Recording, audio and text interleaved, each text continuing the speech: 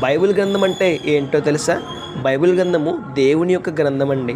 మనిషితో మాట్లాడే శ్రేష్టమైన గ్రంథం. మనిషిని హెచ్చరిస్తూ, మనిషికి బుద్ధి చెబుతూ, మానవుణ్ణి ముందుకు నడిపించే గ్రంథం. దేవుణ్ణి పరిచయం చేసే శ్రేష్టమైన గ్రంథం. అన్ని కాలాలను గురించి మానవునికి వివరించే గ్రంథం. భూత వర్తమాన భవిష్యత్ కాలాలను గురించి మానవునికి స్పష్టంగా తెలియజేసే గ్రంథం. అన్ని ప్రశ్నలకు సమాధానాన్ని అందించగలిగిన శ్రేష్టమైన గ్రంథం బైబిల్ గ్రంథం. మనిషి జీవితాన్ని మార్చగలిగిన శ్రేష్టమైన గ్రంథం బైబిల్ గ్రంథం. సత్యమును గురించి సాక్ష్యం ఇచ్చే గ్రంథం బైబిల్ గ్రంథం.